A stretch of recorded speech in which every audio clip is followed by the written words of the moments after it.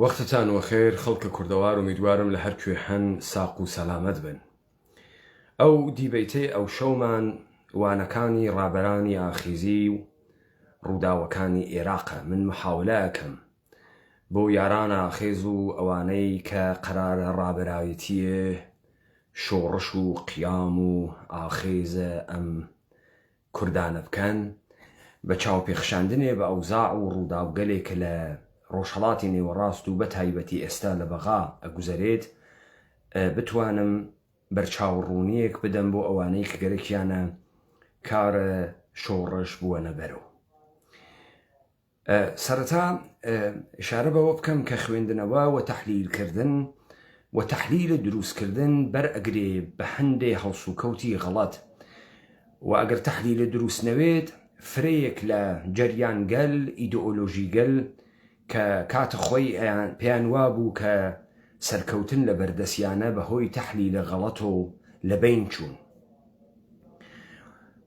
ئەوانەی کە ساڵە 1920 لەگەڵ بریتانیا دەرکەوتبوون دەم کوردەوارە ئێمە نەیان ئەزانی کە هێزە بریتانیایی شکاوە و هێزە بریتانیایی ئاخرین هەناسەکانە خۆی ئەکێشێت. هێزە بریتانیا مەجبور بوو نیروی هەوایی سەلتەنەتی بێرێت تا بتوانێت بەربگرێت بە زەربەی کوردەکان. ئەگەر کوردەکان بیان زانیبایە کە فشاریان بۆ هاتووە و بریتانیا چاریان ناکات و بەردەوام بوایەنانە تقاندنەوەی فڕۆکەکانیان لە جێگەیەکا وا فڕۆکەخانە نەبوو و بە چواردانە سوار ئەیانتوانی فڕۆکەکانە جەنگە جەهانیە ئەوەڵ لە کار بخەن، حتا سەرزەمینە نەجدە حجاز ئەکەوتە دەسە کوردەکان. هەموو ڕۆژهەڵاتە نێوەڕاست ئەکەوتە دەسە کوردەکان. بەڵام خوێندنەوەی غەڵەت و نەبوونە خوێندنەوەی سیاسیە دروست بوو بەهۆی شکستە کوردەکان و ئەوان توانیان بە بۆمبای تۆقیتکرا و بۆمبای فۆسفۆری کوردەکان بترسێنن و بیان بەنە دواوە. سەردەمە 1930 وەختێ حیزبە ناسیۆنال سۆسیالیست لە ئاڵمانە گەرەکی بوو پەرەبسێنێت، باڵە چەپ لە ئاڵمانە زۆر قەوی بوو، بە تایبەتی سنەتە سۆسیال دموکرات وەوانەی کە مارکس سەرەتای ئەساسنامەی حیزبەکانی لە ناوە نەقدە بەرنامەیە گۆتا نەقد کردەوە. هاوکاتە لەگەڵ ئەوە حیزبە کۆمۆنیستە ئەڵمان بە قووەت بوو کە لە ژێرە باڵە برا گەورەی اتحاد جەماهیرە شەورویە بوو.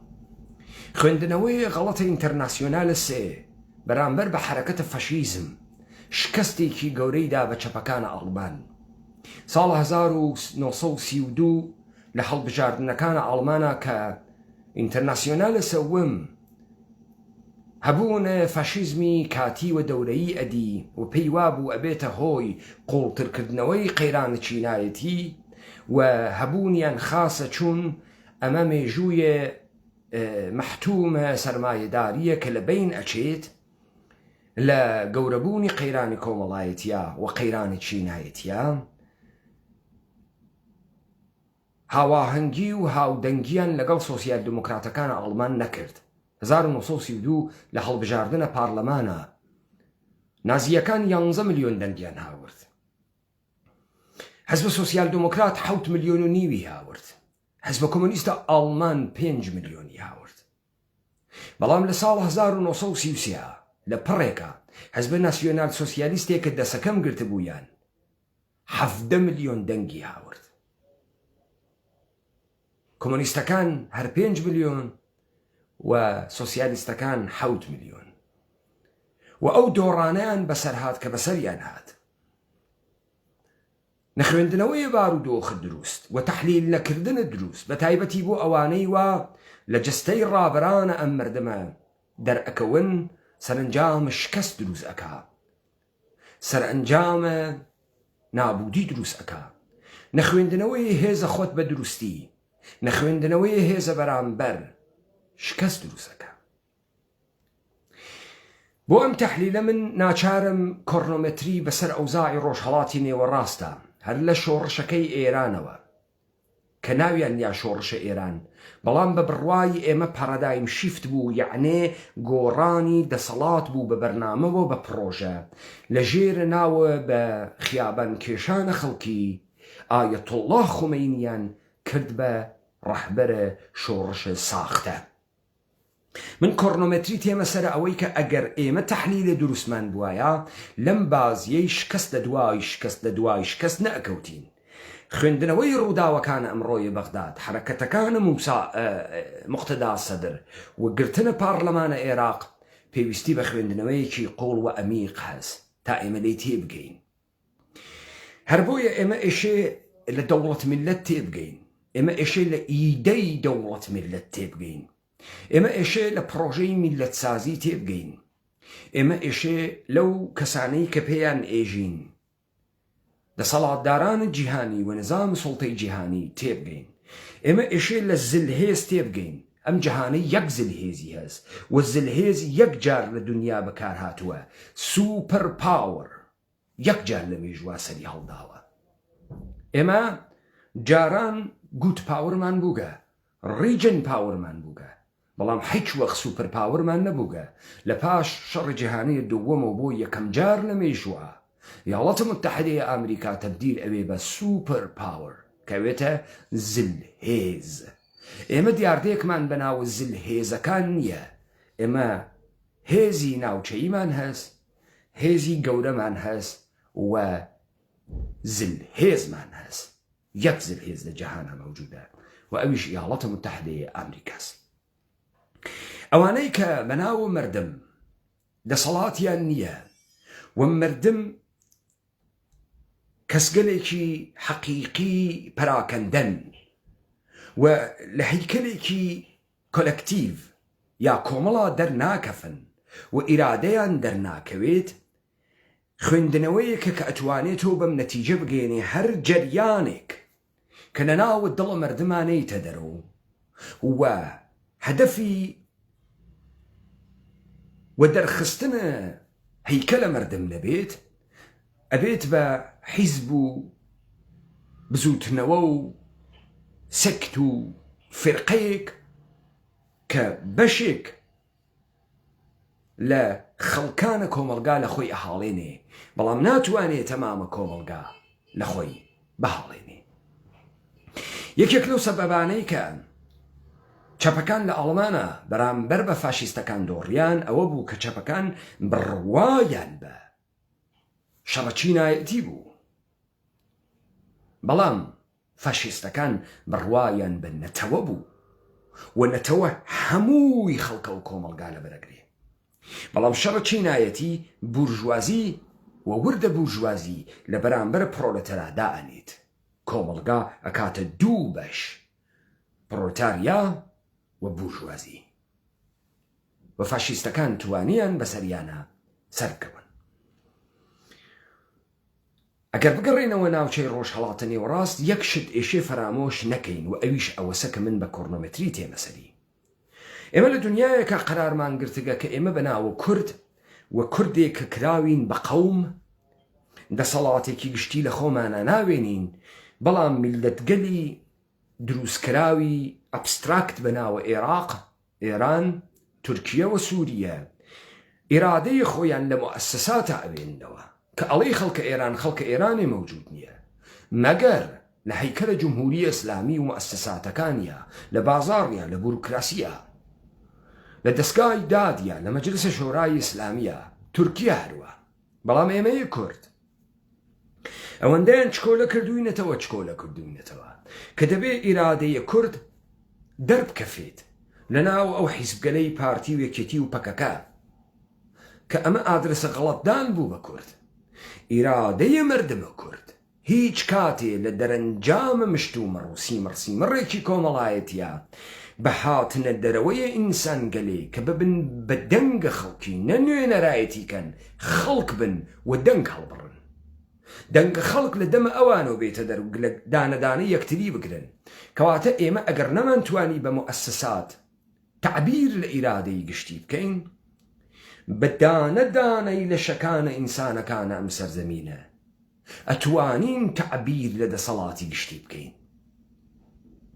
ئێمە لە دەورانێکە قاچمان خستە ناوە ئەم دنیا کە گێج بووین، نەمانزانی سیاست چییە، نەمانزانی دەسەڵات چییە، و بۆیە هەموو شتێکمان بردە حەوزەی تاکە کەسی، وەکو خوێندنەوەی بنەماڵەیی سیرمان کرد وەکو خوێندنەوەی تەمەدونی حەزارەتی وە ژیاری سیرمان نەکرد. ئێمە لە قاڵبێکی گەورەترا خۆمان نەدیتەوە، بۆیە قسەکانیشمان و ئەوانەی کە گەرەکیان بوو ڕۆڵە کوردبازی بکەن قسەکانیان هێشتەوە لە حەوزەی تاکە کەسیدا.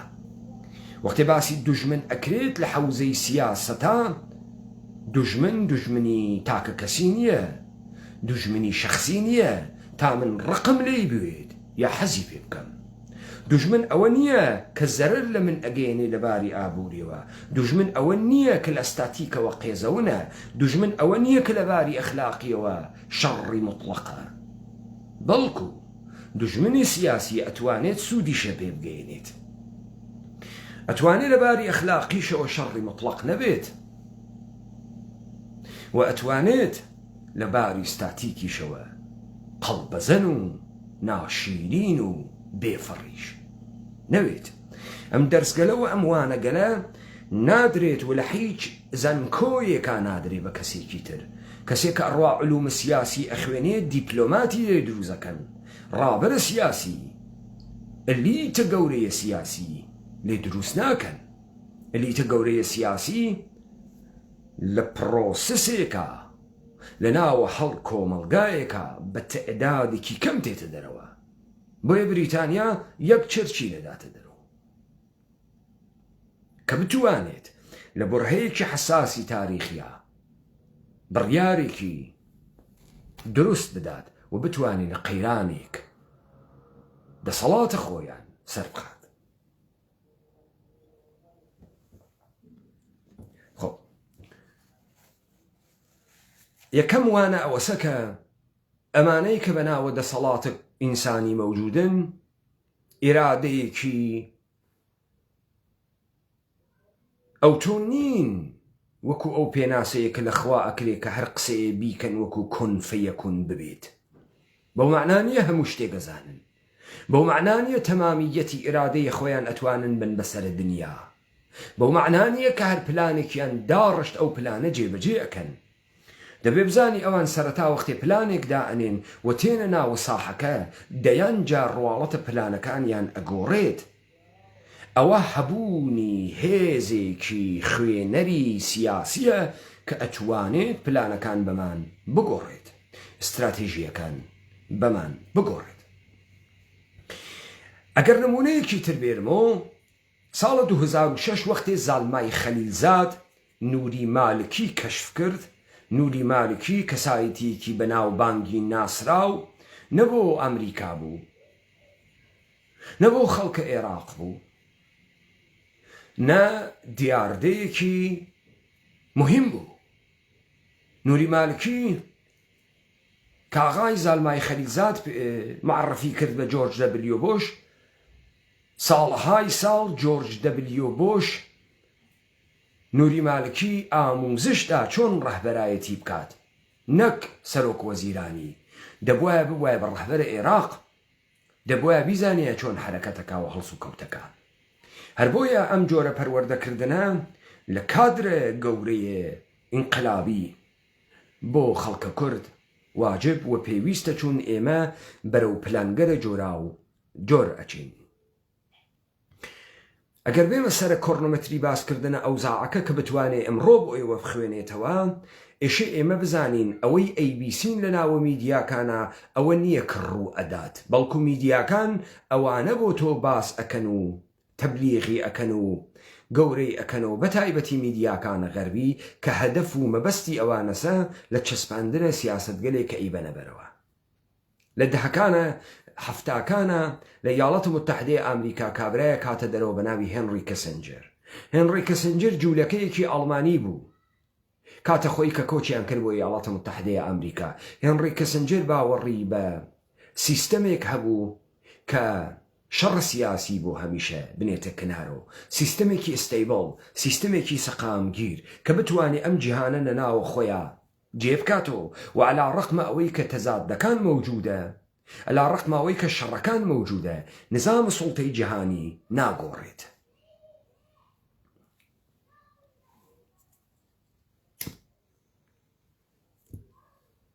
ئەمە ئاغای هێنری کەسنجەرە بەرنامەیە سۆڵحە خاوەرمیانەی هاوردە پێشەوە.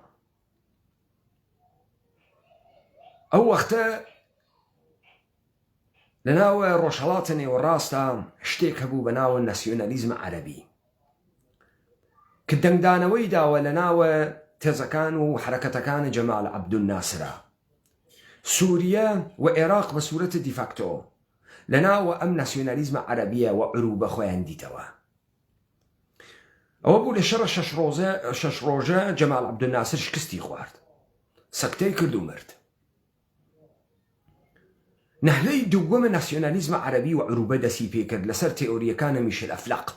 میشل ئەفلەق مەسیحی یەهودی کە دوو باڵی لێبوو، حزب بەعسە سووری و حزب بەعسە عێراقی.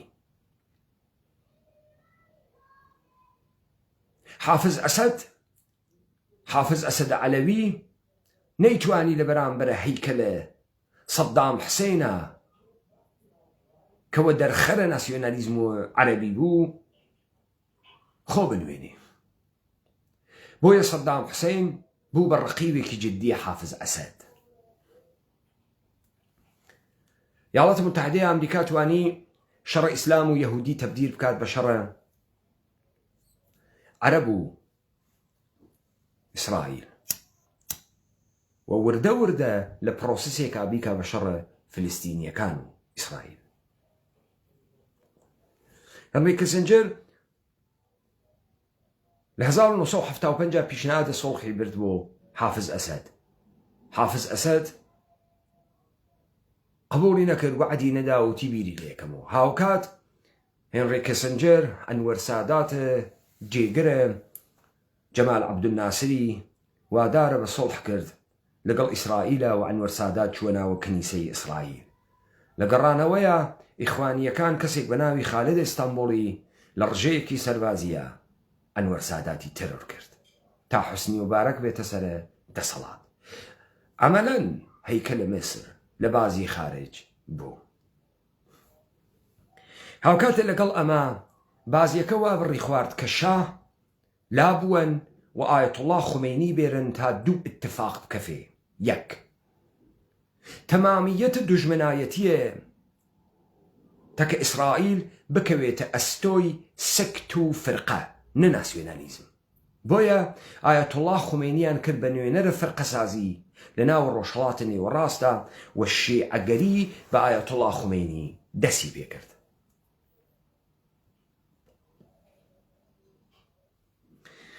لەگەڵ پەلامەردانە سەدام حسێن و شەڕە ئێران و عێراقا و قادسیەیە کە ناوی نییە لە 3 خردادە 1361 خورڕەمشەهر یا محەممەرە گیریاوە. 16 خردادە 1361 ئەرتەشە ئیسرائیل بە بەهانەی ئاوارەکانە فلستینی و سازمانە فەتح لوبنانی فەتح کرد و چووە ناوە بەیروت. دەوڵەتە ئێرانی ئیعلامی کرد کە حازەرە هێزە نظامیەکانی بوات بۆ شەڕە لەگەڵ ئیسرائیلە و پێشنەهادە سۆڵحە لەگەڵ عێراق ئەو کاتێک کە خاوێر پرەزدەکۆیار بوو. عەلی خامنەئی ئەو وەختە ڕئیس جمهور بوو، بەندێکی پێ ئێزافە کرد کە دەوڵەتە عێراق ئێشی ئیجازە بدا لە ڕێگەی خاکە عێراق و ئێران هێز بواتە سەر سنوورەکانی ئیسرائیل بۆ شەڕە لەگەڵ ئیسرائیلە. دەوڵەتە عێراق ئەمەی قبوڵ کرد، بەڵام شەرتەکەی بەستەوە بەوەی کە دەبێت دەوڵەتە ئێران ئیعلامە سۆڵحەکە لەگەڵ عێراقا.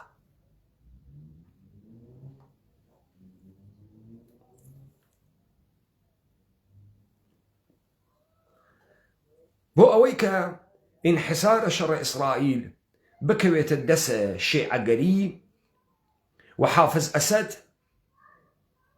لە عروبە ئینحراف کا بەرەو شیعەگەری مادام هەیکەلە سەدام حوسێن موجودە. ئەگەر هەڵە نەبم لە دەسەمبرە یا ئۆکتۆبرە 1983 نیروەکانە یاڵەتە متحدەی ئەمریکا کە دوای گرتنە ئیسرائیل بووبوون بە حافزانە سۆڵح لە بەیروتە بە بەرنامەی ئستخبارات سووری بۆ ئەوەڵین بار ئەسلحەیەکیان بەرامبەر بە یاڵەتە متحدەی ئەمریکا بەکاربرد. ئەو ئەسلحەوە ئایەتوڵڵا خومینی پاش 6 مانگ لە گۆڕینە دەموچاوە دەوڵەتە ئێرانیا لە ژێرە ناوە دوئالیتەیە مستەزعەف و مستەکبرە خەیلێکی بەناوە قیامگەرانە حوسێنی و خۆ تەقێنەرەوەکان ئازاد کرد. لە سۆگاهە مارێنزە ئەمریکایی 2 نەفەر خۆیان تەقاند و 241 مارێنزە ئەمریکاییان کوشت. ڕێگان ئێلامی کرد ئینتقامە سێنێتەوە، بەڵام ڕێگان دوای 4 مانگ بەیروتی چۆڵ کرد و خاکە لوبنانی چۆڵ کرد. بۆ ئەوەڵین بار ئاغای حافز ئەسەدە عەلەوی تەنها ڕەهبەرێکی عەرەب بوو کە بە شەق ئیاڵەتە متحیدەی ئەمریکای دەرکرد بوو لە ڕۆژهەڵاتە نێوەڕاستە. 1985 لە فڕۆکەخانەی میلانە گروپگەلە وابەستە بە فلستین 19 نەفەریان کوشت، 5 ئەمریکایی بوون. هەموو دام و دەستگاکانە ئەوروپا وتیان کارە سووریە بووگە و ئەستەخبارات سووریە. یاڵەتە متحیدەی ئەمریکا وتی کارە مەعمەر قەزافی و لیبی بووگە. هاوکاتە لەگەڵ ئەمە دیسکۆتێکێکیان لە ئەڵمانە غەربیە تەقاندەوە. یاڵەتە متحیدەی ئەمریکا دووبارە وتی کارە غەزافی بووگە، دەستگا ئەمنیەتەکان ئەوروپا وتیان کارە ئەستەخبارات سووریە. یاڵەتە متحیدەی ئەمریکا و بریتانیا چۆک نادات بەوەی کە ئەمانە کارە سووریەن.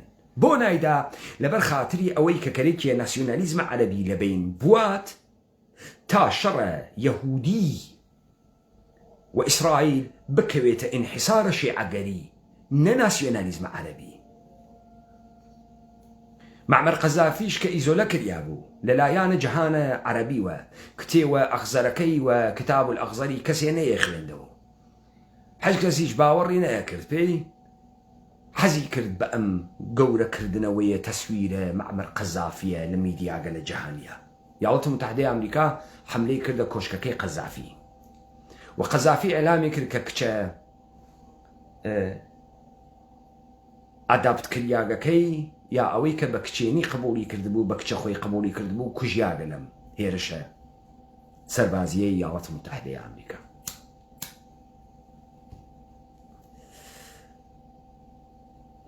هاوکاتە لەگەڵ پرۆسەی سۆڵحە ئیسرائیل و فلستینە کە ئیسحاق ڕابین تێکەوت بوو،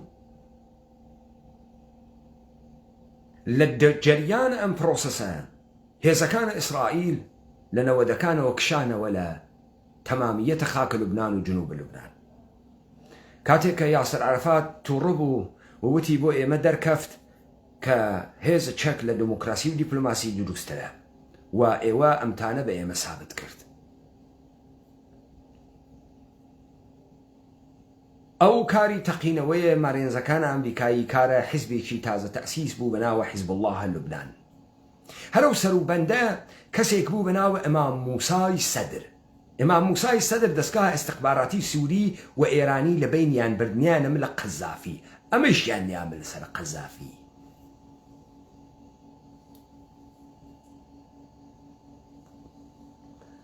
ساڵە 1992 لە جەریانگە لە مفاوزاتە سۆڵحە ئیسرائیل و فلستینە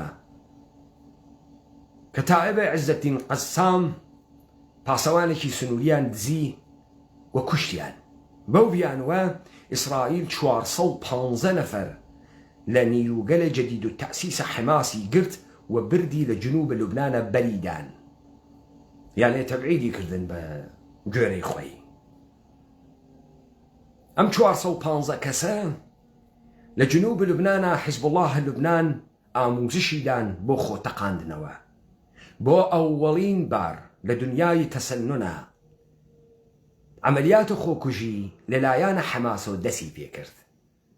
مفتی عەرەبستانە سعودی محکومی کرد، مفتیگە لە جەهانە ئیسلام محکومیان کرد، القەرزاوی مسری فتوای تەئیدیدا و ئەوەڵین بار خۆکوژەکان کەوتنە گیانە تەقاندنەوەی ژن و مناڵ و سڤیلەکان، کەواتە سازمانە فەتح بە عملیات خۆکوژانەیە سەکت و فەرقەیە شێعە کە ئیستە تەشەنە دەریابووە ناوە سونیەکان و فرقە گەرایی ئوسولەن هاتە ناوە خاوەرمیانە بەردەوام بوو. پس لەگرا اتفاقی کەوت ناسیۆنالیزم عەرەبی تەبدیل کریا بە فرقە گەرایی. ئێمە لە عێراقا سوننەمان نەبوو، شیعەمان نەبوو، تاکەی تا زوهورە ئایەتوڵڵا خومەینی و ئایەتوڵڵا خومەینی بە دروستکردنە بەرەیەک لە ئایەتوڵڵاگەرە شیعەیە عێراقی و سپاه بەدر و حیزب الدەعوە و ئەوانەی کە لە جەریانە شەڕە تەکە ئێران و عێراقا ئێران لە ژێرە ناوە ناڕزاییەکانە شیعەیە عێراق لە خۆی کۆی کردنەوە و ئامۆزیشیدان وەکو حیزب الله لوبنان. حافظ ئەسەد کەوتە دامەنە پرۆژەیە فرقەگەرایی و شیعە. لە توو لە تەمامە دەورانگەلێکا کە بە ناو تەکە ئەمریکا و ئیسرائیلا شەڕکریا، انحسار ئەم شەڕەکەوتە دەست سووریە و ئیاڵەتە متحدەیە ئەمریکا تنتن ئادرسی ئەدا بە معمەر قەزافی. لە ئەواخرە هەشتاکانە هەواپەیمای لە ئسکاتلەند لە کەربی کەوتە خوارەوە. تا 4-5 مانگیش وتیان ئەمە کار ئەستخباراتە سووری بووگە بۆ ئەستاندنەوەی تۆڵەی هەواپەیما ئێرانیەکەی سەرە خەلیجە فارس و ناوە وینسەنتە ئەمریکا خستێ خوارەوە. دوای 4 مانگ دەستگای ئەستخباراتی بریتانیا و ئیاڵەتە متحدەیە ئەمریکا فویان کرد لە ناوە میدیاگەرە جەهانی وتیان کارە معمەر قەزافی بووگە. تا ئێمە گەڕیاینە سەربڕینە عروبە. بەڵام بۆ ئەمە ئەبولحەسەنە بەنی سەدر تەکە کەسێکا بە ناوە حوسەینە دەهباشی مقابلەیەکی کردگە سەبارەت بە سەرەتاکانە شەڕ ئێران و عێراق. ئەبولحەسەنە بەنی سەدر یەکەمین ڕئیس جمهورە هەڵبژاردە کە فەرماندەی کل لە قوا بوو و ئایەتوڵڵا خومەینی لەو دەورانە حیجکارە بوو و قودرەتە ئیجرایی لە قانونە ئەساسیە جمهوریە ئیسلامیە پاش گۆڕانە دەموچاوە حکوومەتە شاهنشاهی نەبوو. ئەعلامەکات مانگێ دوای هێرشەکەی عێراق پێیان وابوو ئێمە ئەخەسێن بەڵام ئێمە توانیمان بەربگرین بە عێراق. کە بەرمان گرت بە عێراق، عێراقیەکان حازر بوون لەگەڵ ئێمە سوڵحکەن. یاسر عەرەفات هاتە تاران، چوو خومەینی چاو پێکەوت. یاسر عەرەفات بە خومەینی وت ئەو وعدەوە ئامریکایەکان داگیانە پێت نەتخەڵەتێنێ، وڵاتانی عەرەبی نایەڵن پۆتین و چەکمەی سەربازە ئێرانی لە بەغداداوێ. ئەمەیشی بە منیش وت، بە ئەکبەری هاشمی ڕەفسنجانیشی وت یاسر عەرەفات. کەواتە ئێمە دیتمان لەم جەریانە یاڵەتە متحدەی ئەمریکا گەرەکی عێراق بەدەست ئایەتوڵڵا خومەینیە شیعە بگیرێت، نەگیریە، نەیانتوانی. بۆیە تۆ وەختی ئەگەیتە سەرە فەرازە هەڵەبجە ئەزانی هەڵەبجە ئەکرێتە وەجهول الموسالەحە. ئەمە نەبوو سەدام حوسێن ڕقی لە کورد بێگەرەکێ کورد قەرە چۆکە، بەڵکو وەجهول الموسالەحە بوو لەبەرەوەی لە جەریانە شەڕ ئێران و عێراقا عێراق دەسی سەری هەبوو. کەسێکە دەسی سەری هەز لە شەڕا ئاگر بەس ناکات. بۆیە ئێمە دیمان لە جەریانە هەڵەبجە دوای پردەکەی زەڵم هێزە ئێرانی داکەفت، پردەکەی زەڵم حیزب سۆسیالیستە قاندیوە، یەک نەفەر لە هێزەکانی ئێرانی نەچوو، خەڵکە هەڵەبجەیان دابەر ڕعب و وەحشەتی کیمیاباران و خەڵکی هەڵەبجەیان بە هەموو ئێران و دنیا گەڕاند تا بتوانن تەوجیهە جامە زەهرەکەی خومەینی بن و سەدام حوسێن مەجبورکەن بە سوڵح. بەڵام هەر دوای عەمەلیاتە هەڵەبجە فاو گیریاوە، جەزائیرە مەجنون گیریاوە، ستادە کل ئەرتەشە ئێران لە شەڕە لە دەهلۆڕان گیریە. فەزاحەتێکی گەورە بەسەر ئەرتەشە ئێرانە هات.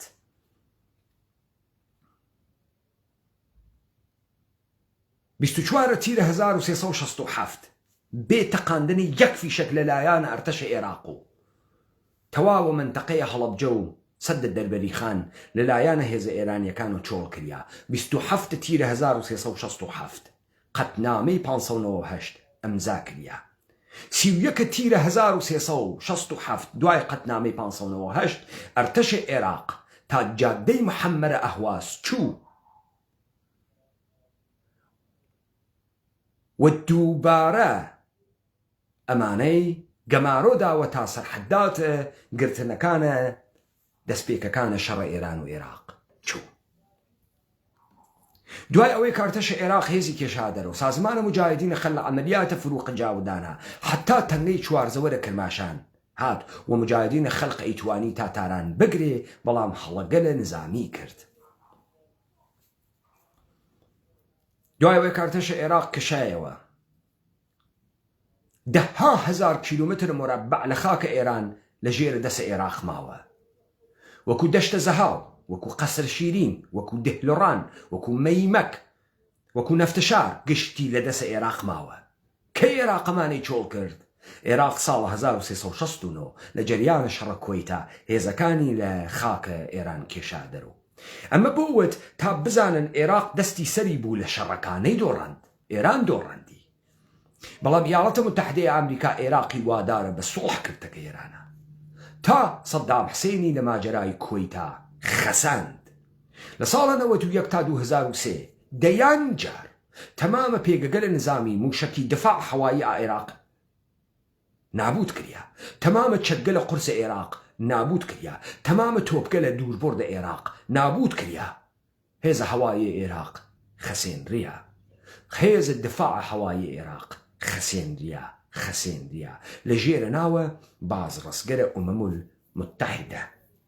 بە تۆرە مطلق نەفتە عێراقیان تەحریم کرد. ئەمەی کە من خەریکم بە ئێوە ئێژمی ڕەوەندە گۆڕینە ناسیۆنالیزمە عەرەبیە. بزانن ئێوە ئێشێ بزانن ئەوەی کە ملەتە عێراق دروستەکە ئەبێ ئیدەیەک بێت نە بە تەنهایی موەسسات. ئەگرا ڕۆژهەڵاتە نێوە ڕاستە. تۆ ناتوانی بە موەسسات ئەم مەردمە بخۆی وا دەوڵەتە تورکیە شکستی هاورگە، دەوڵەتە ئێران شکستی هاورگە، دەوڵەتە سووریە شکستی هاورگە، دەوڵەتە عێراق شکستی هاورگە. تۆ بە موەسسات ناتوانی میلەت سازی بکەی. بۆیە تۆ میلەتێکی یەک دەستێکە بە ئاشتی گەیشت بێ لەگەڵ خۆیان دروست ناکەی و دروست نابێت. ئەوانەی کە باوەڕیان بە ناسیۆنالیزمەس باوەڕیان بە میلەتێک کەس کە وەکو لەشێکی ئینسانی بە ئیتحاد لەگەڵ یەکتریا گەیشتووە، بە ئاشتی لەگەڵ خۆیان گەیشتووە و ئەمە لە ژێرە ئیدەیە ناسیۆنالیزمە کرێ.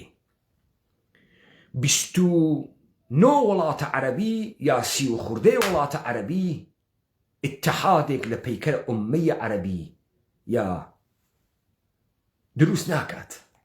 شعب عێراقی ناسیۆنالیزمی نییە، ئیدەی ناسیۆنالیزمی نییە.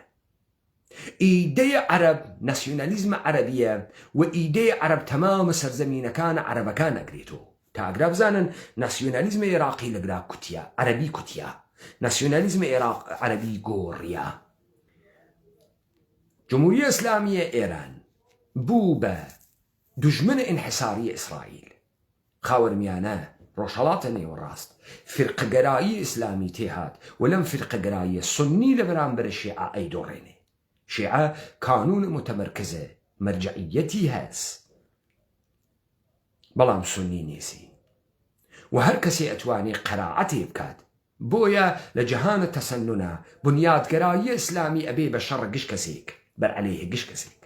ئەوەی کە ئێمە لە سووریە دیمان جبهەی حڕ ئەدا لە ئەحرار الشام، ئەحرار الشام ئەدا لە جبهەة النوسرە، جبهەة النوسرە ئەدا لە داعش. گشتیان تەکە یەکتریا وەکو گورگ خەریکن یەکتری هەڵە دەڕن لە ژێرە ناوە بنیادگەراییە تەسەنونە.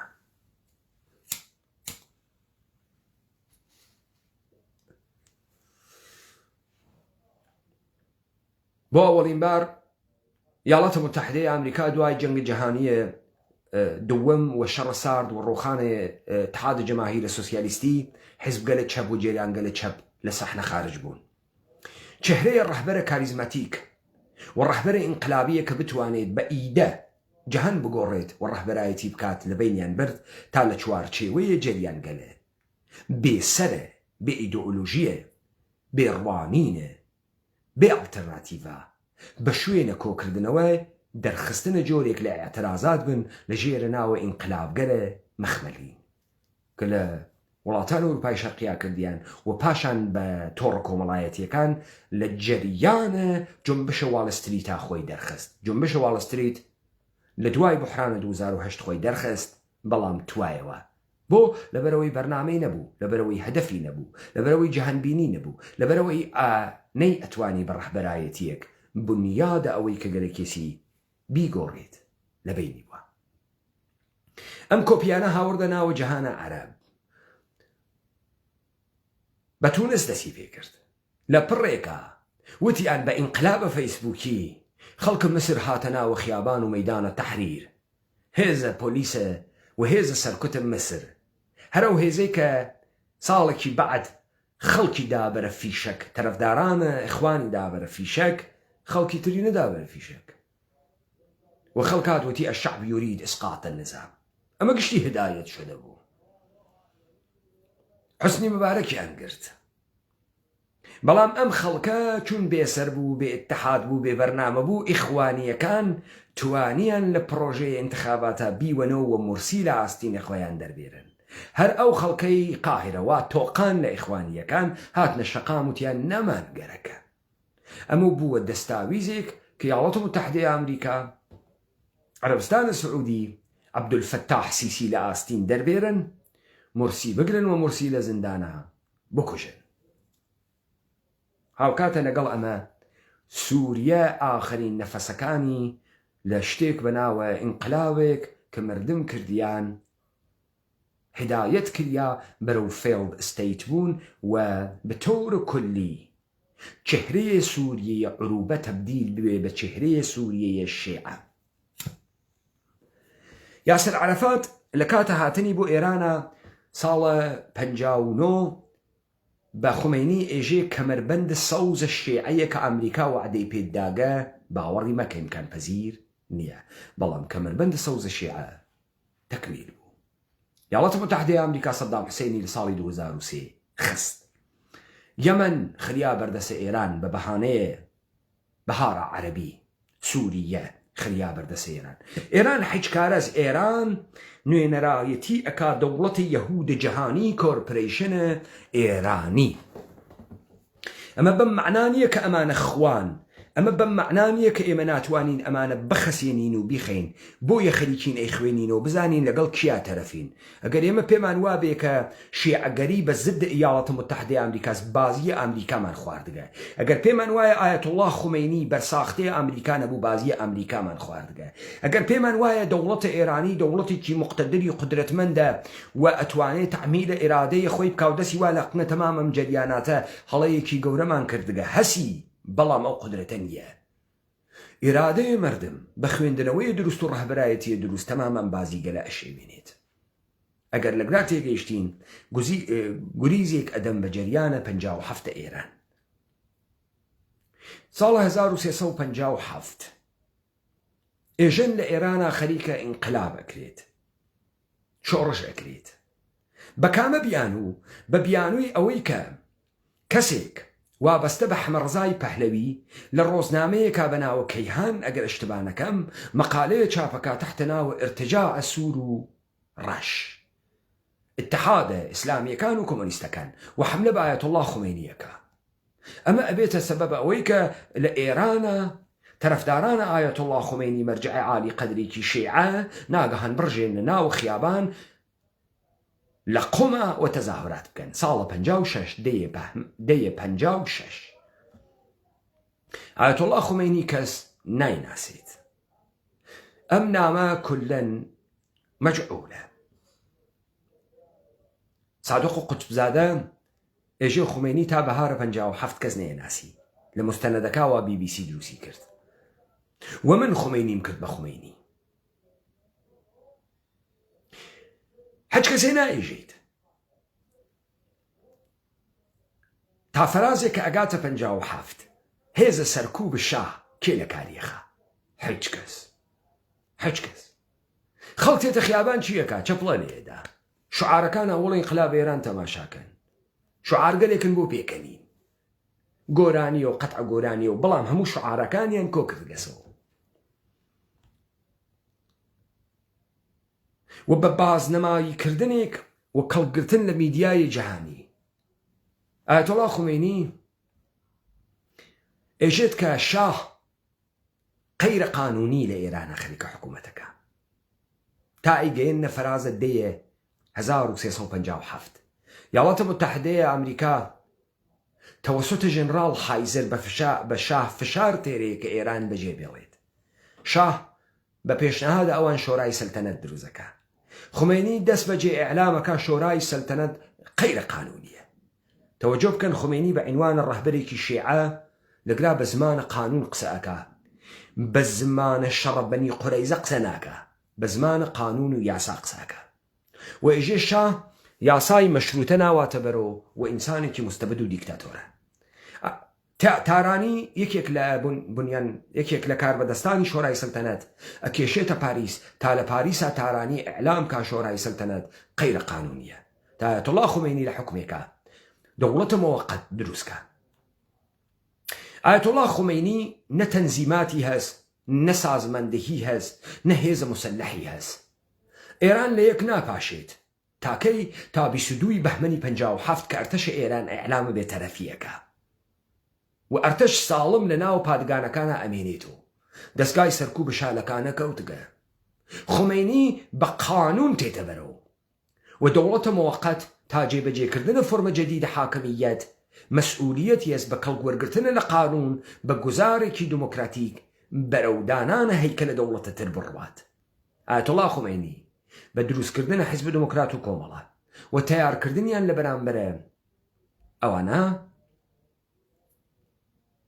یعنی سازماندەهیکردنیان، یعنی مەجالێکدان بەوەی کە پادگانەکان بگیرێت، پادگانە سنە بگیرێت، پادگانە مەهاباد بگیرێت، خەڵک مسلحەوێت و ئەمانە ئەتوانن خەڵک سازماندەهی بکەن. قاسملوویە کە بە 2 نەفەر نەهات بوو ناگەهانەوێتە ساحەوە هێزێکی 2-3 نەفەری لە کۆنگرەی چوارە.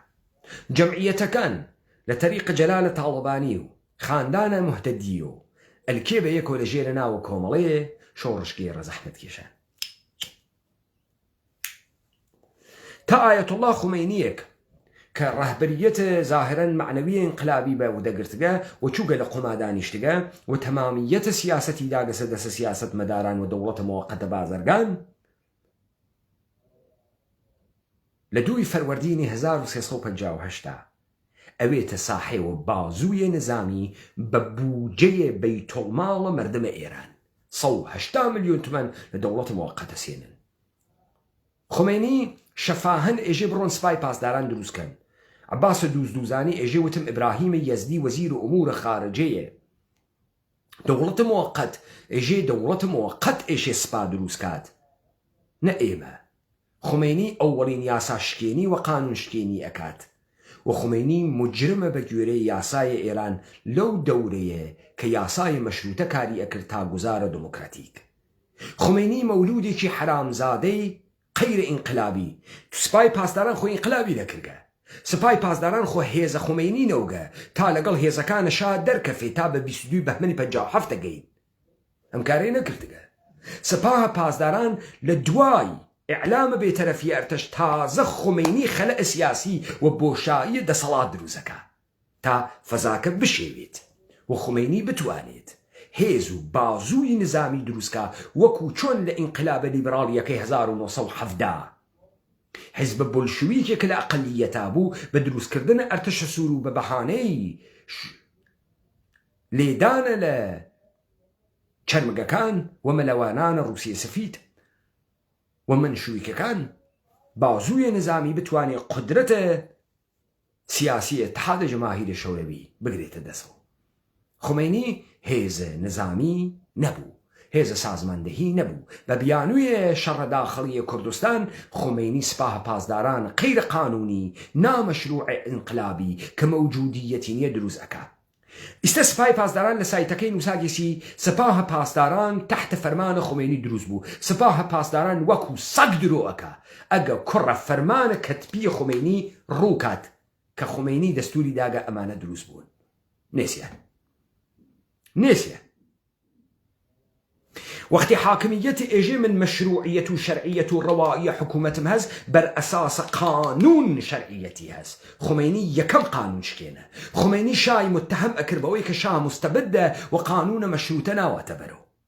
خمینی خۆی قانون ئەشکێنێ و خۆی قانون دەورەداتۆ و بەهاوردنێ و بە کەڵکگرتن لە فەسادە ئیداری و ئستفادەکردن لە پوڵ هێزە زۆر و بۆرە برسیەکانە تەنیشتە شارە تاران کۆ ئەکاتۆ و یانکا بە هێزە سپای پازداران ئەوانەی وا لە جۆراباد و زۆراباد و خاکسفید و نازیاباد و ئەمانە کۆبوونەوە خمینی هاوردی بە بوجەی 180 ملیۆنی مشتی پاپەتیە بێ هەمە چیز کۆکاتۆ لە ناوە هێزە ئینقلاب هێزە سپا پازداران سپا پازداران تەوازن قوایی گۆڕی و خمینی ئەمریکایی بوو بە ساحێوە شۆڕش تاگرا تێگەیشتین ئەگە تاگرا تێگەیشتین ئێستا ئەفەهمین ئیدە یعنی چی ناسیۆنەلیزم یعنی چی گۆڕینە دەسەڵات چ شکلیە چۆن ئێمە بازیەدەن ساڵ 1357 ئەگەر هێزێکی ئینقلابی مەوجود بواە خوێندنەوەی دروستی بواە تەوەهمی نەگرتایە کە 57 ئینقلابە بۆ کۆمەڵە دموکرات ئەقەلیەت مجاهدینە خەلق تەمام ئەمانەی کە سەریان دەرهاورد بە عینوانە ئۆپۆزیسیۆن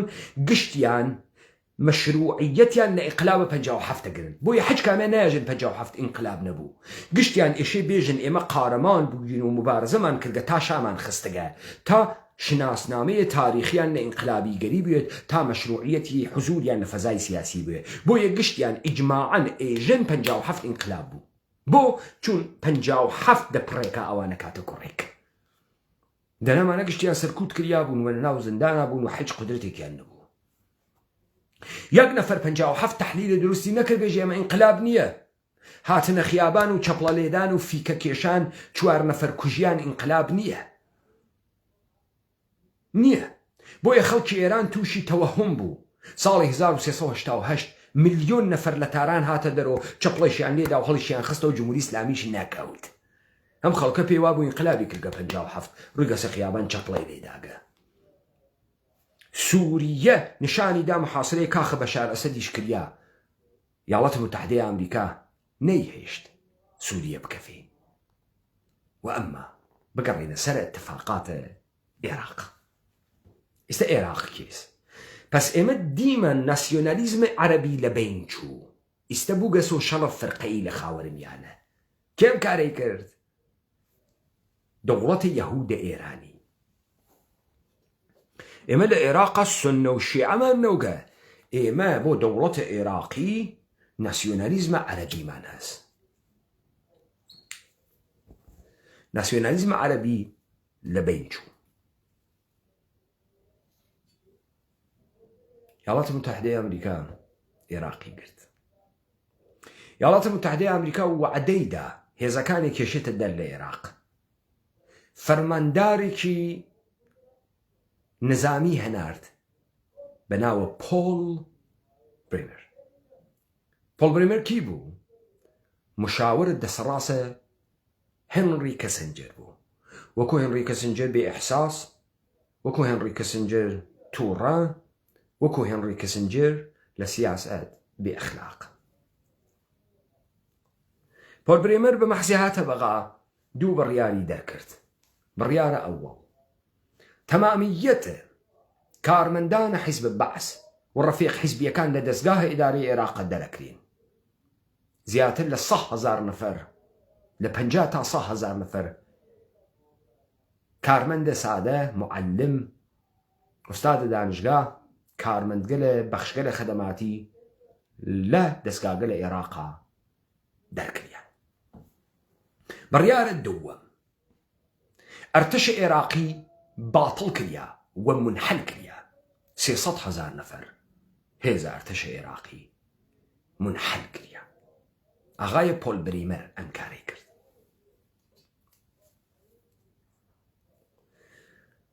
گۆمە عێراق ژەڵەژیا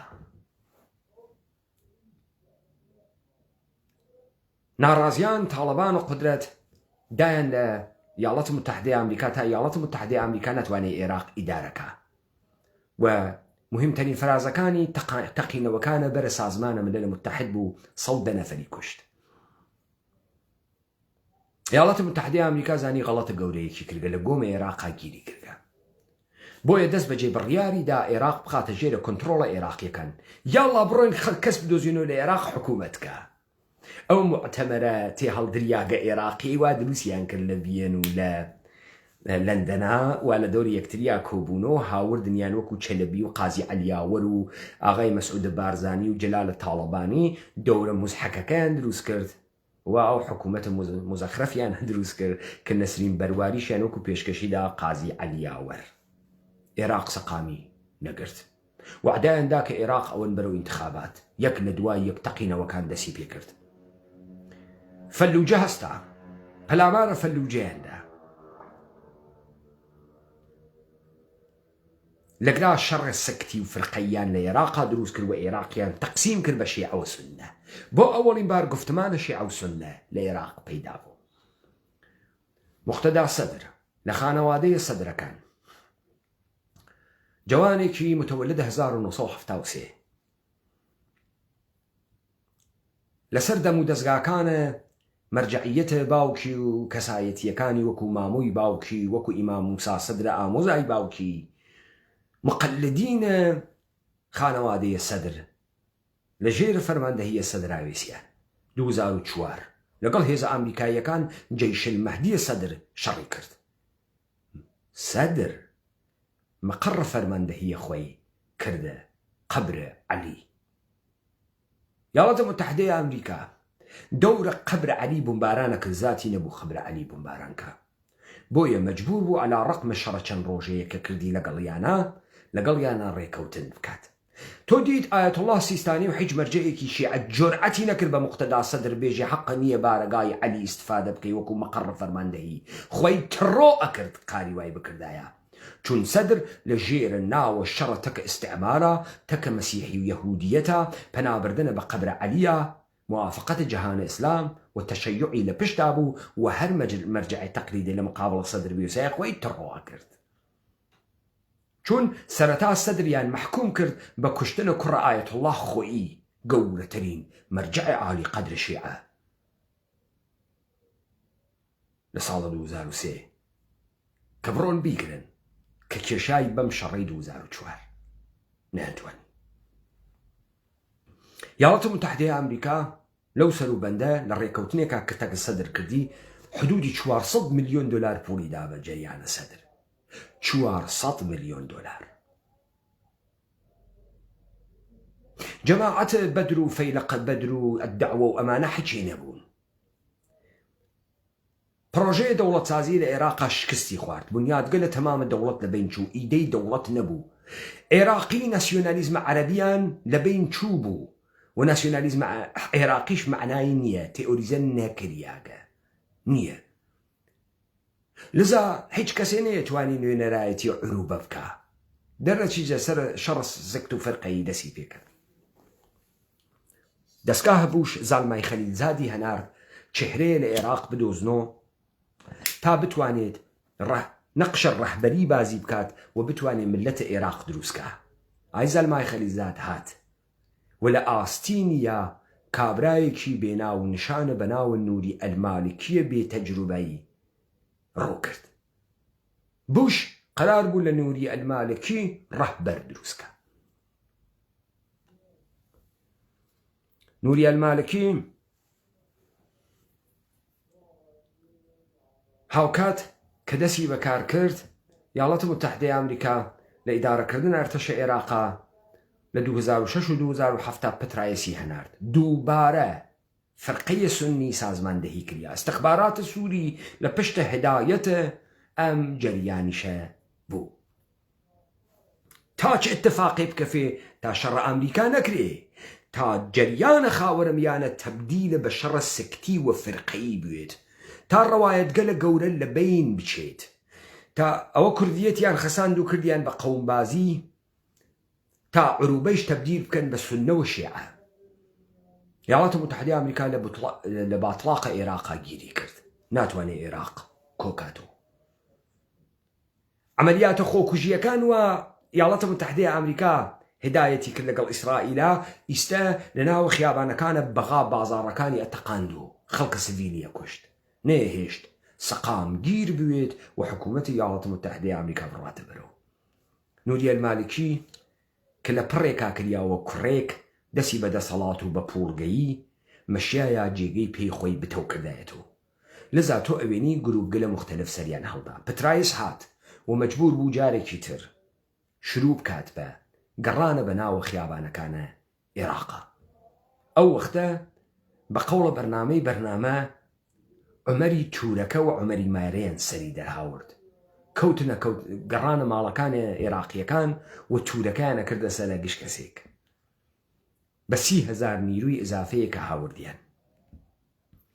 بار دووەم پەلامارە فەلوجەیاندا. فەلوجەیان تەکە خاک یەکسان کرد. ئالەگرا جەریانات سونیان بردەناوە فەرقەگەرایی. پترایس هات بە کەڵکوەرگرتنە لە خانەمە گەرتۆرد بێڵ سیاسەت دروستکردنە سەران عەشیرەیی بردەبەرەوە.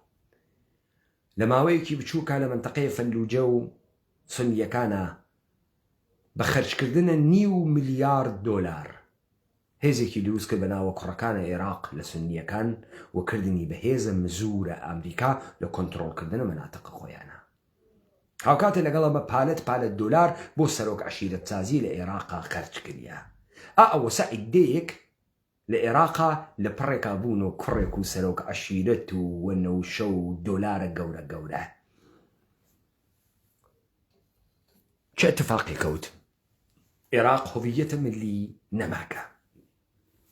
ئێمە ئەتوانین بە ئیتحادە عەشایر و بە سازان و ڕێخستن وەکو ئەو مۆدەلەی وا لە لوبنانە بوو دەوڵەت دروستکەین.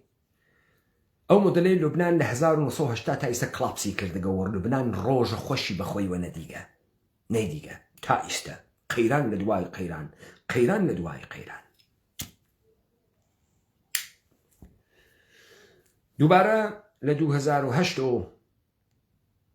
ئەگەر ئشتباه نەکەم ئاغای نوری مالکی بە ئەرتەشە ساختەیە کە ئەمریکا خەریک بوو بۆی دروستە کرد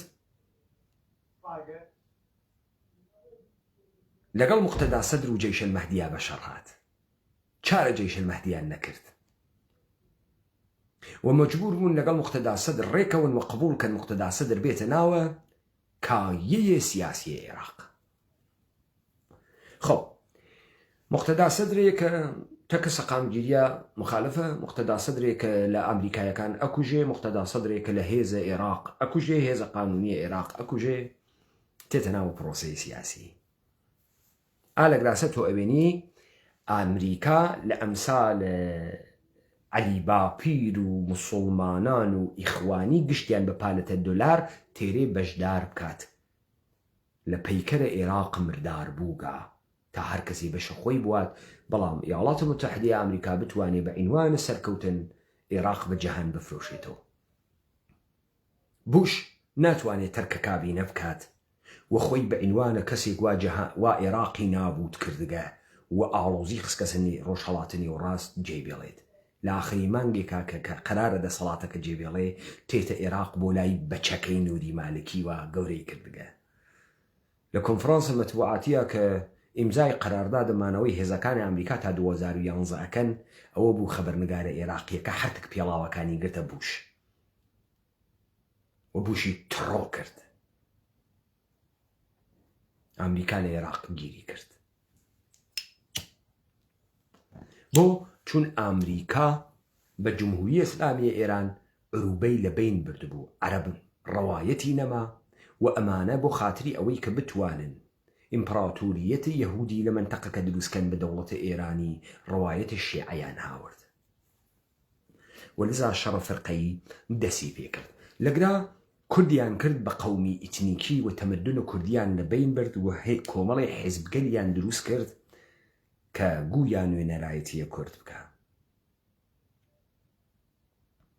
تهدیدە کورد دەبین چوو و کوردیش بوو بە مزور. لە عێراق چه خەبەرە؟ عێراق تەبدیل کریاگە بە لەشێکی مردار بە دروستکردنی خەڵکێک کە هیچ چیرۆکێکی هاوبەشی نییە کە بیکات بە میلەت. هیچ ئەخلاقی لە عێراقا نەماگە و قەرارە بە ڕێکەوتنە موەسساتی و بەشکردنە پوڵ و هێزە مزور قاڵەبێ بە ناوە عێراق بمێنێ فعلەن.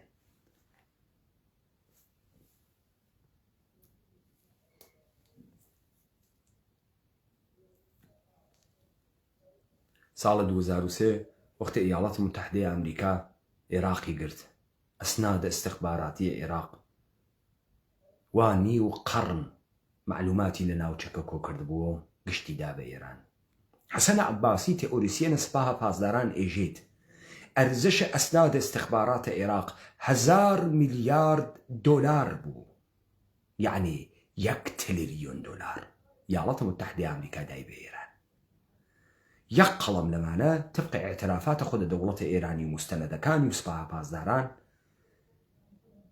سەپاها پاسداران لەگەڵ شیعەکانە خۆیان 800 وردەیە فڕۆکەوانە عێراقی لە دەورانە شەڕا دۆزیوە تەرۆری کردن و کوشتنی لەگەڵ یەکێتی پارتی و گروپگەلێکا کە یاڵەتە متحدەیە ئەمریکا و ئێران بە پوڵ نیانیە کناری یەکتری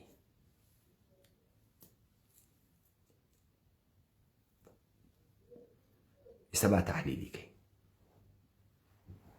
نوری ئەلمالکیەک عەدەد نییە و ڕەقەم نییە و ئەمریکا ئەیکا بە کوڕ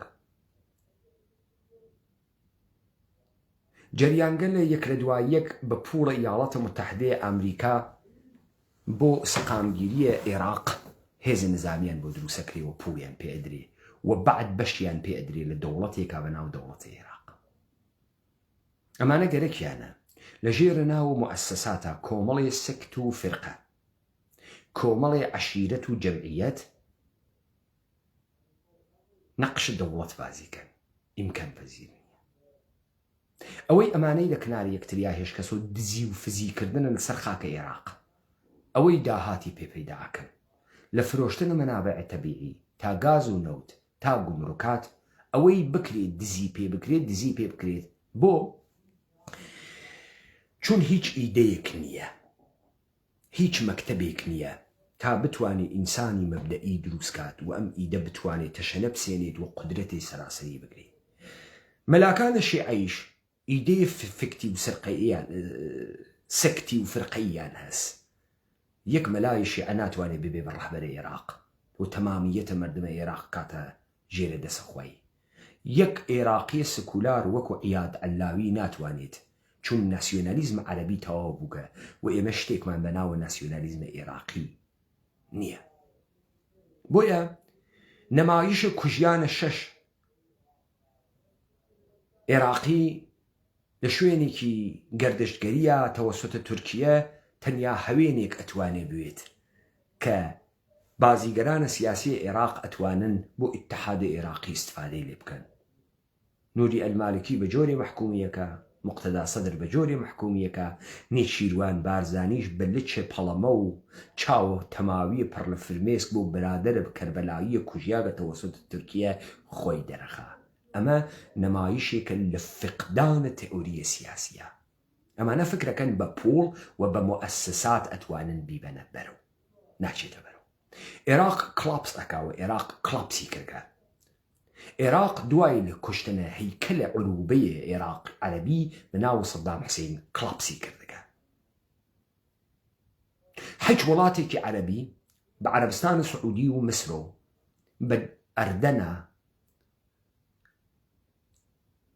بە ئیماراتە متحدەیە عەرەبیە بە قەتەرە ئامادەی قبولکردنە عروبە نییە چون دەسەڵاتە خۆیان ئەخاتە خەتەر ئەوانە ناتوانن نەقشە عروبە بازیکەن بۆیە عەرەبستانە سعودی نەقشە سکتی و فرقەییە گاتفادەریە تەسەنن بازیەکە ئەگە تاگرا تێگەیشتی نیستا گەینە سەروبەندە ئەتفاقاتە عێراق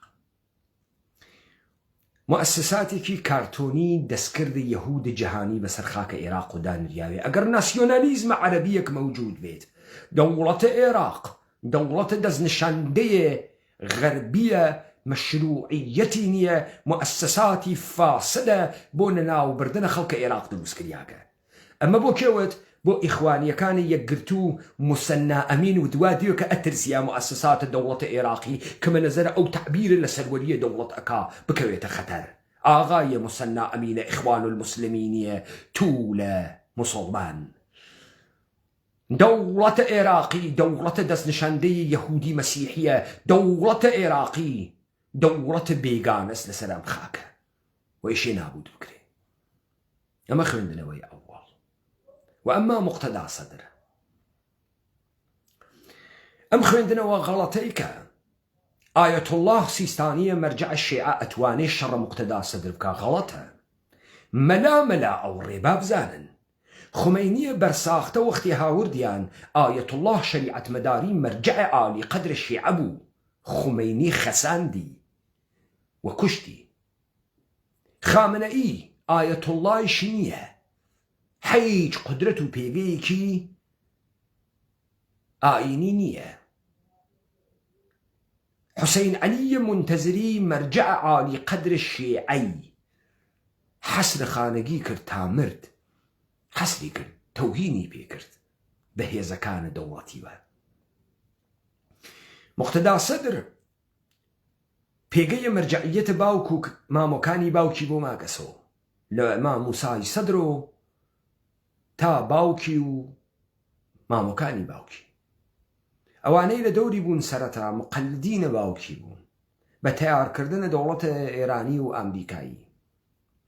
ئایەت الله سیستانی ئەگەر خۆی بە مەرجع شیعە بزانێت ئەو وەختیشە جورئەتی نەکرد لە بەرامبەر سەنگەرگرتنە لە مەقەڕ عەلی بن ئەبی تالبا خۆی دەرخا، ئیستێشە زات ناکە بڕواتە شەڕە مقتەدای سەدر. چون ئەگەر بێت پشتە دەوڵەتە یەهودە عێراقی بگرێت، مقتەدا سەدر ئەتوانێت مسڵمان بازی دەربێرێ و بێژێ ئەم لەسەر دەوڵەتە دەستنیشاندەی فاسد دفاعەکە. ئەگە بڕوا بەرەی نووری مالکی بگرێ ئێژێ لە جەهانە تەشەیوعە ئیجادە اختلاف ئەکات. ئەگەر تاگرا تێگەیشتین با بگەمە سەر فرازێک. یاڵەتە متحیدەی ئەمریکا بۆ فەرقەسازی و نابودیە سونیەکانە عێراق داعش دروست ئەکا لە سووریە لەگەڵ ئێرانە. داعش وەکو گەردەلوولەیەکەوێتە ناو ڕۆژهەڵاتە نێوڕاست، یەک شیعە ناکوژێ، یەک فیشک ناتەقینێ بەرەو مەقەڕ عەلی بن ئەبی تالب و حوسەین و ئیمام موسای کازم. تەکریت لەبینەوە، مووسڵ لەبینەوە، ئەلئەمبار لەبینەوە. سونیەکان ئەخەسێنێ، ئەکەوێتە ڕەشە کوژی لە گەنجەکان سونیەکان. ئاغای داعش لولویە داعش ئەزانی چی دروستەکە. ئەو ئەرتشەی وە 2011 ئیاڵەتە متحیدەی ئەمریکا گەرەکی و بچێت نووری مالکی کەوتە تەسویە سونیەکان. ئەوە بوو تارق هاشمی وتی ئەمە خەریکە سونی کوژی ئەکا و دەرچوو معاونە ئاغای نووری مالکی لە ترسە کودتایە ئەم ئەرتشە. ئاغای نووری مالکی بە شوێنە خەساندنە ئەرتشە دەستکرد عێراقی بوو. لەذا ئاغای نووری مالکی بیانووی گەرەک بوو کە بتوانێت لە ژێرە ناوە قانونا هێزێکی تری نظامی بۆ خۆی دروستکات. هەرەو جۆرەی وا خۆمەینی کردی بە بیانووی شەڕە کۆمەڵ و دموکرات ئیقدامە قەیرەقانونی کرد و سپای پاسدارانی دروست کرد. تا شەڕە کۆمەڵ و دموکرات نەوایە ئەرتشە ساڵەمە ئێران ئەیتوانی بەرخورد بکە و خۆمەینی نەیتوانی هێز بۆ خۆی دروستکات. ئینقلاب ئێرانیش بۆ سەرکەوت بوو بۆ خاترەوەی ئەرتش ئێلامە بێتەرەفی کردو، کافی و ئەرتش بی و تا من بێتەرەف نییە. ئەنگرد لە کلکە خۆمەینیانە کرد. ئاغای نووری مالکی مەشایە چی بکردایە؟ نووری مالکی مەشایە لە بەرنامەیەکا کە چنی بوویان سونی ئەخەسێنن هێزێکی موازی لە بەرامبەر ئەرتەشە عێراقا دروستکە. ئەوە بوو لە ژێرە گرتنە مووسڵ و چەک و ئەسلحە و پوڵ و ئەسلحەی ئەمریکایی. داعش نووری مالکی بە کۆمەکە سیستانی حەشد و شەعبی دروست کرد. حزب دعوەیەک کە چارە جێش المەهدی نەیە کرد، سپاه بەدرێک کە چارە جێش المەهدی نەیە کرد و فرە چکۆلە بوو. ئەمجار بە بیانووی تەهدید داعش سنی ئاغای نووری مالکی بوو بە ساحێوە هێز موازیە ئەرتەشە عێراقی. بە تیارکردن ئەمریکا، مستەشاران ئەمریکایی، مستەشاران سپاه قودس، حەشد و شەعبی دروست کردیە. ئالەگرایستە نووری مالکی هێزی هەستەکە حادی عامریە، هێزێکی موازیە ئەرتش وەکو سپاهە پاسدارانەکەی خۆمەینی تحت ناوە حەشد و شەعبی. ئالەگرا بارزانی یەکێتی هاوکاریان کرد تا حەشد و شەعبی دروست بکرێ، فوی تێ بکرێ، گەورە بێ.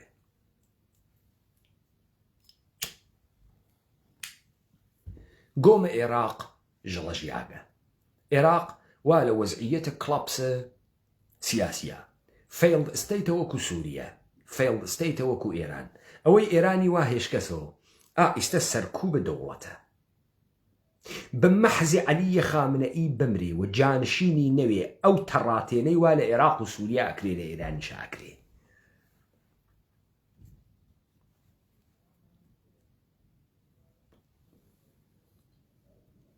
خب سبابين حركة كان مقتدى صدر بخيونينو ومسنى أمينة يقرتو كاوراي فاسد سيول قرتياغ إسلامي باز كرد باز دوك نارحتو كدولة إيراقي وهيكل دولة إيراقي بوغسو مزاد خانة كاوراي فاسد يقرتو يفاسدو إسلام السياسي تابون الدندان فاسدو كرد باز فاسد إيراق قابسي كرغا لقرا إشي يكيك توازن قوا بشيوينيت وإشي بخات باريكا أم قشت دزو كمتارة لسر أم لاشي مردقنات وان حتى يبخون يكي قبيزل ترزل تريقركا يا إشي ما باقي برون الدواوة يا إشي أما بباريكو بخريد أما ناكري قوزلا مشكي يا أخوان نشكي حركات مقتدى صدر حركتي نية وكو رجل سياسيك مقتدى صدر وكو رهبر سياسي حركتك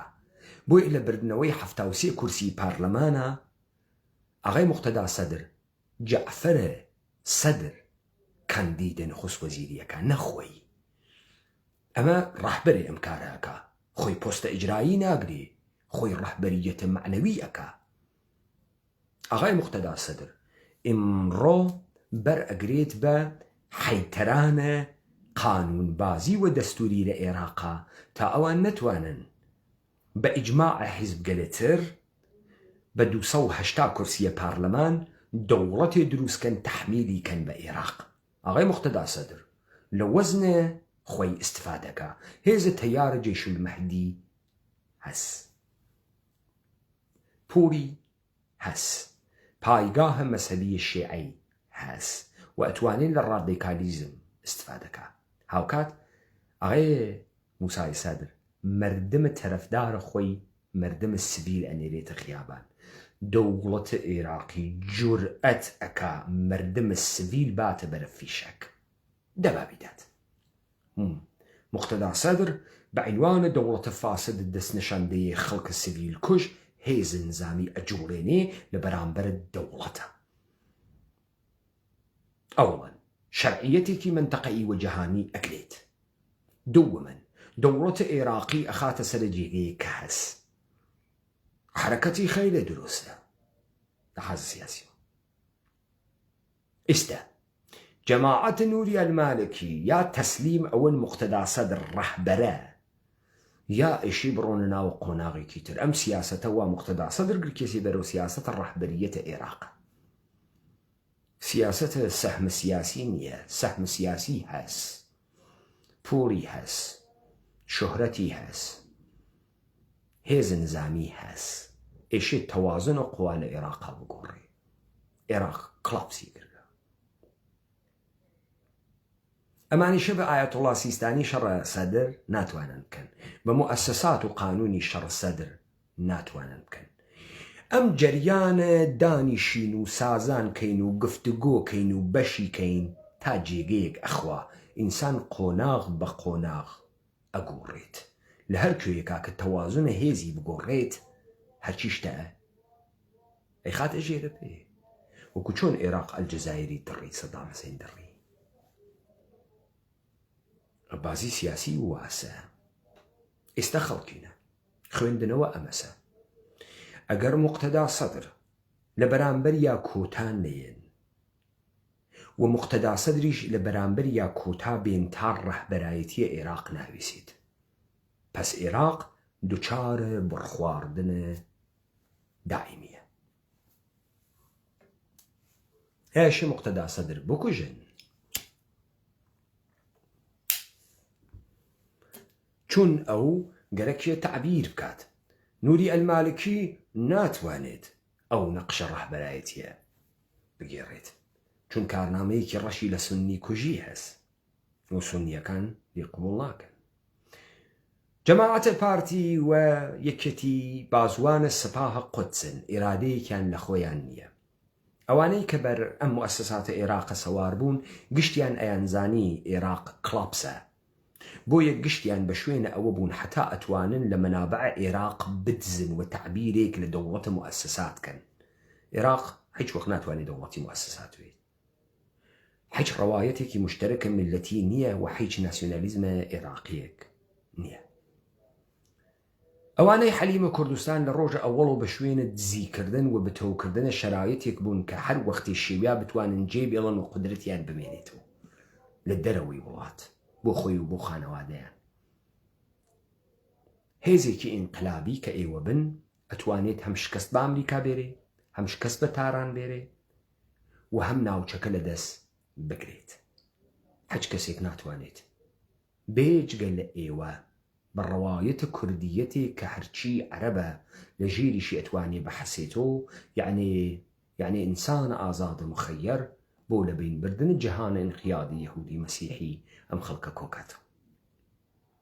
تهدید دەوڵەتە ئێرانی بە مەچەکە قارەمانەتەیە ئاخێزە کوردەوارە سەربەخۆ لە بینەچێت. ئەو ناتوانێت پەلامارە سلێمانی و هەولێر با، چون ئێمە لە تاران لێ ئەدەین. تاران هەنە ئێمەس و نایەڵین مشتی یەهودی بەسەر تارانەوە بوێسێت. ئەمە خوێندنەوەی ئاخێزە. عێراق سەرنوشتی شەڕ داخڵیە دووبارە. هەر کەسێ هێزی زیاتر وێت خۆی تەحمیلەکا بە دیگەران و ئیشێ ما بەقی چۆک بەن لە بەرامبەریە. جەماعەتە پارتی و یەکێتی مردمە کوردیان خەسان ڕەوایەتە کوردیان نابود کرد بەو ئومیدەی کە وەختە خۆی وتیان کش بڕۆنە دەرەوە قەشەنگ جێ بێڵن و مردمێکی ئستثمار پەزیرە خەسیاگ کورد بڕواتە ئیستیقباڵ ڕەهبەریەتە ئەمانە. ئەم اتفاقە ناکەفێ چون ئاخێزە کوردەوارە سەربەخۆ مەوجودە، یەکێتی و پارتی خۆمان ئەیانگرین، خۆمان محاکمەیان ئەکەین و بەغا ئێمە تەوازونە هێزی تیا ئەگۆڕین. بەغاوا لە دەست ئێمە ئەوەی دروست حرەکەت بکات و ئەوەی بتوانێت بە ڕەوایەتێ خەڵکێکی واقعیە مەبدەئی لە خۆی کۆکاتۆ، بەغایش فەتحەکە، تارانیش فەتحەکە و ویاڵاتی متحدەی ئەمریکا هیچ غەڵەتێ ناکە هەروە کە لە باتڵاقە عێراقا گیری کرد. بۆ چون جەمعیەتی لەگرا مەوجودە، هەر کەسێ شتێکی گەرەکە لەگرا ئەوە ئیواتۆ کە ڕەوایەتی بێوە لە ئیاڵەتە متحدەی ئەمریکا ڕەوایەتە عروبەی لە بین برد، فرقەسازی کرد. ئاخێزە کوردەوارە سەربەخۆ ڕەوایەتە فرقەییە ئەمان نابود ئەکا و ئیجازەی ئەم تەفکیکە فرقەییە نادا و نایەڵێ تئۆریە سیستەمی و نظامە ئیمپراتوریایە یەهودیە سیستەمیان سەوار بوێت لە بینیەوات. تەمامە ئەم گروپگەلە وا بە پوڵ دروست کردیاگن لە ئیتحادە پوڵیە عەشیرەئی و حیزبیە. ئاخێزە کوردەوارە سەربەخۆ ئیشێ نابودیان کات، چون ئەم سەگە لە کەوتەگنە گیانی یەکتری. پێیان وا بوو مردم خوێندنەوەی نییە و ئێمە دائەنیشین ئەنوارین. 2003 ئەگەر تەمەنە سیاسی ئێمە جازەی باە بازیەکەمان لێ شێوان دەبوون، نەبووین وەلی ئیستا هەین و ئیشێوێنین.